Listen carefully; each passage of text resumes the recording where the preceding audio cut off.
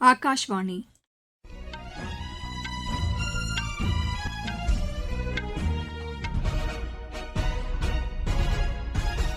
செய்திகள் வாசிப்பவர் லட்சுமி ராகவன். தலைப்புச் செய்திகள். தமிழகம் மற்றும் மேற்குவங்க முதல்கட்ட சட்டப்பேரவைத் தேர்தலுக்கான வேட்புமனு தாக்கல் இன்று முடிவடைகிறது.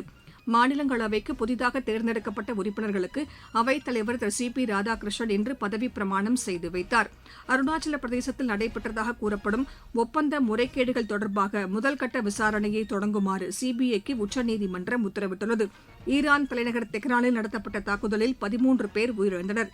19 வயதுக்குட்பட்டோருக்கான சர்வதேச பேட்மிண்டன் போட்டியில் இந்தியாவின் தேவ் ரூபரேலியா தங்கப்பதக்கம் வென்றார். இனி விரிவான செய்திகள்.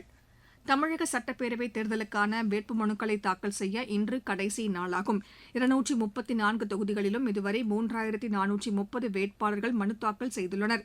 இதில் ஆண் வேட்பாளர்கள் 2731 பேரும், பெண் வேட்பாளர்கள் 698 பேரும் மனு தாக்கல் செய்துள்ளனர். மூன்றாம் பாலினத்தவர் ஒருவரும் மனு தாக்கல் செய்தனர்.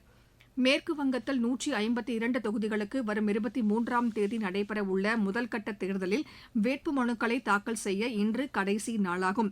வேட்புமனுக்கள் மீதான பரிசீலனை நாளை நடைபெறுகிறது. வேட்புமனுக்களை திரும்பப் பெற வரும் வியாழக்கிழமை கடைசி நாளாகும். மேற்குவங்கத்தில் 142 சட்டப்பேரவை தொகுதிகளுக்கு 2ஆம் கட்ட தேர்தல் வரும் 29ஆம் தேதி நடைபெறவுள்ளது. இதனையடுத்து அம்மாநிலத்தில் தேர்தல் பிரச்சாரம் தீவிரமடைந்துள்ளது. பிஜேபி மூத்த தலைவரும் பிரதமருமான திரு நரேந்திர மோடி கூச் பீகார் பகுதியில் தேசிய ஜனநாயக கூட்டணி வேட்பாளர்களுக்கு ஆதரவாக பிரச்சாரம் மேற்கொண்டார். திரிணாமுல் காங்கிரஸ் கட்சி வேட்பாளர்களுக்கு ஆதரவாக அக்கட்சித் தலைவர் செல்வி மம்தா பானர்ஜியும், காங்கிரஸ் கட்சி வேட்பாளருக்கு ஆதரவாக அக்கட்சியின் மூத்த தலைவர் திரு அதீர் ரஞ்சன் சௌத்ரியும் உள்ளிட்டோரும் பிரச்சாரத்தை மேற்கொண்டனர். புதுச்சேரியில் தேர்தல் பிரச்சாரம் விறுவிறுப்பாக நடைபெற்று வரும் நிலையில் தேசிய கட்சிகளின் தலைவர்களும் பிரச்சாரத்தில் ஈடுபட்டு வருகின்றனர். பிஜேபியின் தேசிய தலைவர் திரு நிதின் நபின் மணவேலி தொகுதியில் தமது கட்சி வேட்பாளருக்கு ஆதரவாக வாக்கு சேகரித்தார். காங்கிரஸ் மூத்த தலைவர் திரு ராகுல்காந்தி இன்று பிரச்சாரம் மேற்கொண்டார். தமது கட்சி ஆட்சிக்கு வந்தால் அரசு மற்றும் தனியார் துறை வேலைவாய்ப்புகளை அதிகரிக்க நடவடிக்கை எடுக்கப்படும் என்று கூறினார். ஆட்சி பொறுப்பேற்ற 6 மாதங்களில் உள்ளாட்சி தேர்தல் நடத்தப்படும் என்றும் திரு ராகுல்காந்தி தெரிவித்தார். திமுக தலைவர் திரு மு க ஸ்டாலின், நாம் தமிழர் கட்சித் தலைவர் திரு சீமான் உள்ளிட்டோரும் புதுச்சேரியில் இன்று பிரச்சாரம் மேற்கொள்கின்றனர். மாநிலங்களவைக்கு புதிதாக தேர்ந்தெடுக்கப்பட்ட உறுப்பினர்களுக்கு அவைத் தலைவர் திரு சி பி ராதாகிருஷ்ணன் இன்று பதவிப் பிரமாணம் செய்து வைத்தார். மத்திய இணையமைச்சர் திரு ராம்தாஸ் அட்டாவலே, திரு சரத் சந்திர பவார், திரு சந்த்ருப் மிஸ்ரா, திரு மன்மோகன் சாமல், டாக்டர் ஜோதி நாக்நாத், ராம்ராவ் சக்காராம் உள்ளிட்டோர் மாநிலங்களவை உறுப்பினர்களாக பதவியேற்றனர். பிஜேபியின் 47வது நிறுவன நாள் இன்று கொண்டாடப்படுகிறது. இந்நாளையொட்டி பிரதமர் திரு நரேந்திர மோடி சமூக வலைதளத்தில் வெளியிட்டுள்ள பதிவில், மக்களுக்கு சேவை செய்வதிலும் நாட்டிற்கு முன்னுரிமை என்ற கொள்கையிலும் பிஜேபி செயல்பட்டு வருவதாக கூறியுள்ளார். கட்சித் தொண்டர்கள் தன்னலமற்ற சேவையை அர்ப்பணிப்பு உணர்வோடு ஆற்றி வருவதாகவும், இதனால் சிறந்த அரசு நிர்வாகம் உறுதி செய்யப்பட்டுள்ளதாகவும் அவர் தெரிவித்துள்ளார். உள்துறை அமைச்சர் திரு அமித் ஷா வெளியிட்டுள்ள பதிவில், நாட்டின் தொன்மைமிக்க சரித்திரத்தையும் இந்திய கலாச்சாரத்தின் மாண்புகளையும் வெளிக்கொண்டு வருவதிலும் பல்வேறு துறைகளின் வளர்ச்சிக்காகவும் உறுதியுடன் கட்சி செயல்பட்டு வருவதாக கூறியுள்ளார்.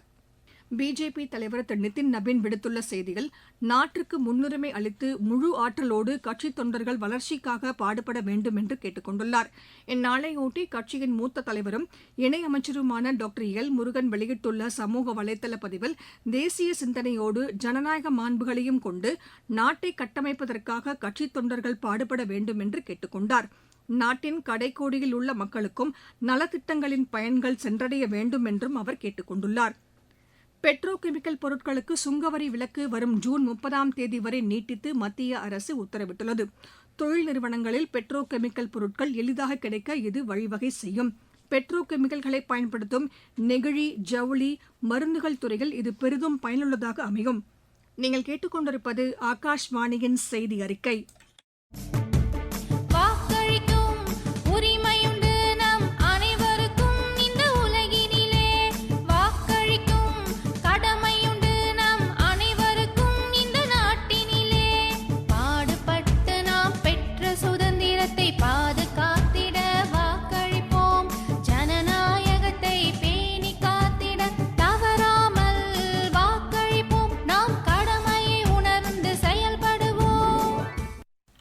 இமாச்சல பிரதேச அரசில் நடைபெற்றதாக கூறப்படும் ஒப்பந்த முறைகேடுகள் தொடர்பாக முதல்கட்ட விசாரணையை மேற்கொள்ளுமாறு சிபிஐக்கு உச்சநீதிமன்றம் உத்தரவிட்டுள்ளது. முதலமைச்சர் திரு பேமா காண்டு மற்றும் அவர்களது உறவினர்களுக்கு சொந்தமான நிறுவனங்கள் இந்த முறைகேட்டில் ஈடுபட்டதாக புகார் தெரிவிக்கப்பட்டுள்ளது. ஒப்பந்த முறைகேடு தொடர்பான அறிக்கையை தாக்கல் செய்ய மத்திய புலனாய்வு பிரிவு 16 நாள் கால அவகாசம் கேட்டுக் கொண்டுள்ளது. சிபிஐ தாக்கல் செய்யும் முதல்கட்ட அறிக்கையின் அடிப்படையில் தன்னிச்சையான முழு விசாரணை நடத்துவது குறித்து உச்சநீதிமன்றம் முடிவு செய்யும் என்றும் தெரிவிக்கப்பட்டுள்ளது. 2015ஆம் ஆண்டு ஜனவரி மாதத்திலிருந்து 2025ஆம் ஆண்டு டிசம்பர் மாதம் வரையில் மேற்கொள்ளப்பட்ட ஒப்பந்தங்கள் மீது விசாரணை மேற்கொள்ளப்பட வேண்டும் என்று உச்சநீதிமன்றம் அறிவுறுத்தியுள்ளது. தேவைப்பட்டால் இந்த காலகட்டத்தை கடந்தும் விசாரணை மேற்கொள்வதற்கு சிபிஐக்கு அதிகாரம் வழங்கி உச்சநீதிமன்றம் உத்தரவிட்டுள்ளது. தமிழகத்தில் 100% வாக்குப்பதிவை வலியுறுத்தி பல்வேறு விழிப்புணர்வு நிகழ்ச்சிகள் நடைபெற்று வருகின்றன. நீலகிரி மாவட்டத்தில் கடைக்கோடி கிராமங்களில் மாவட்ட நிர்வாகம் சார்பில் தேர்தல் விழிப்புணர்வு நிகழ்ச்சிகள் நடத்தப்பட்டதாக எமது செய்தியாளர் தெரிவிக்கிறார். ஏப்ரல் 23ஆம் தேதி நடைபெறவுள்ள சட்டமன்ற தேர்தலுக்கான பணிகள் விறுவிறுப்பாக நடந்து வரும் நிலையில் பொதுமக்கள் வாக்களிக்க வேண்டும் என்பதை வலியுறுத்தி மாவட்ட நிர்வாகம் சார்பில் பல்வேறு விழிப்புணர்வு நிகழ்ச்சிகள் நடத்தப்பட்டு வருகிறது. நீலகிரியில் மலைகளின் குரல் நம் வாக்கு என்ற விழிப்புணர்வு சொல்லோடு மாவட்ட நிர்வாகம் பல்வேறு நிகழ்ச்சிகளை நடத்தி வருகிறது. இந்த நிலையில் நீலகிரியில் அடர்ந்த வனப்பகுதியின் மத்தியில் உள்ள கடைக்கோடி கிராமமான தெங்குமாரடா கிராமத்தில் வாக்களிப்பதன் அவசியத்தை உணர்த்தும் விழிப்புணர்வு நிகழ்ச்சி நடந்தது. இதில் மாவட்ட ஆட்சித்தலைவர் லட்சுமி பவ்யா தண்ணீரு மற்றும் காவல் கண்காணிப்பாளர் NS நிஷா ஆகியோர் கலந்து கொண்டனர். உதகை அருகே முதுமலை புலிகள் காப்பகத்தில் உள்ள சிறியூர் கிராமத்திலிருந்து 7 கிலோமீட்டர் தூரம் அடர்ந்த வனப்பகுதியில் தெங்குமொராடா கிராமத்துக்கு நடந்து சென்ற ஆட்சியர் வாக்களிப்பதன் அவசியத்தை உணர்த்தும் பதாகைகளை ஏந்தி பரிசில் மூலம் ஆற்றை கடந்து கிராமத்திற்கு சென்றார். அனைவரும் எதிர்வரும் ஏப்ரல் 23ஆம் தேதி ஜனநாயக கடமையான வாக்களித்தலை உறுதிப்படுத்த வேண்டும் என மக்களிடையே கேட்டுக்கொண்டார். உதகையிலிருந்து சரவணன். ஈரோடு மாவட்டத்தில் பவானிசாகர் அணையில் மலர்களால் அலங்கரிக்கப்பட்டு தேர்தல் விழிப்புணர்வு ஏற்படுத்தப்பட்டதாக எமது செய்தியாளர் தெரிவிக்கிறார்.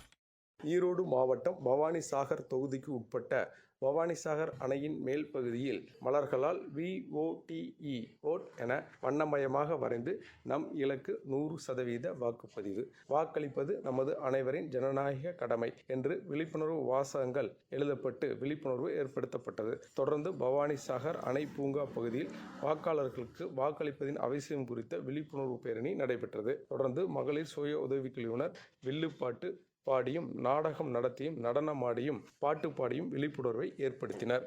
ஈரோட்டிலிருந்து PC மூர்த்தி. ஈரான் தலைநகர் தெஹ்ரானில் நேற்று நள்ளிரவு நடத்தப்பட்ட தாக்குதலில் 13 பேர் உயிரிழந்தனர். ஜெட் விமானங்கள் குறைந்த உயரத்தில் பறந்து வெடிகுண்டுகளை வீசியதால் பலத்த சத்தம் கேட்டதாக தகவல்கள் தெரிவிக்கின்றன. இதனிடையே இஸ்ரேல் தனது எல்லைப் பகுதியில் ஏவுகணை தாக்குதல் நடைபெறக்கூடும் என்ற எச்சரிக்கை விடுத்துள்ளது. ஐக்கிய அரபு எமிரேட்ஸில் உள்ள துபாயில் வான்வழி தாக்குதல் நடைபெறக்கூடும் என்று எச்சரிக்கை விடுக்கப்பட்டுள்ளது. குவைத்தில் தாக்குதல் நடைபெறக்கூடும் என்ற முன்னெச்சரிக்கையை வான்வழி தடுப்பு அமைப்புகள் செயல்பாட்டுக்கு கொண்டுவரப்பட்டுள்ளதாக தெரிவிக்கப்பட்டுள்ளது.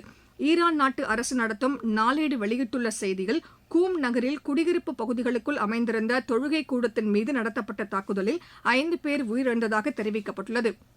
நேபாளத்தில் நாடாளுமன்ற பேரவை உறுப்பினர்கள் கூட்டமும் மேலவை உறுப்பினர்களின் கூட்டமும் இன்று நடைபெறுகிறது என்று அறிவிக்கப்பட்டுள்ளது. பேரவை உறுப்பினர்களின் கூட்டம் தற்போது தொடங்கியுள்ளது.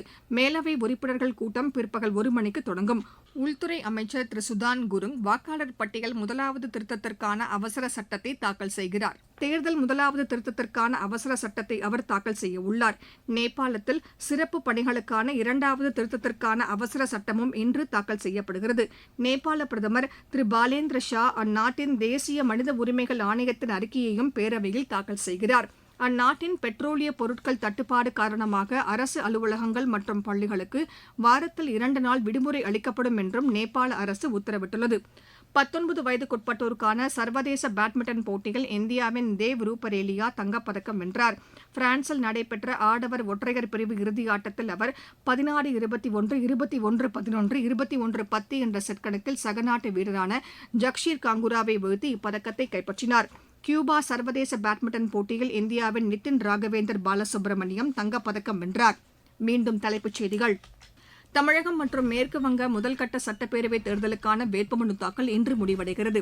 மாநிலங்களவைக்கு புதிதாக தேர்ந்தெடுக்கப்பட்ட உறுப்பினர்களுக்கு அவைத் தலைவர் திரு சி பி ராதாகிருஷ்ணன் இன்று பதவிப் பிரமாணம் செய்து வைத்தார்.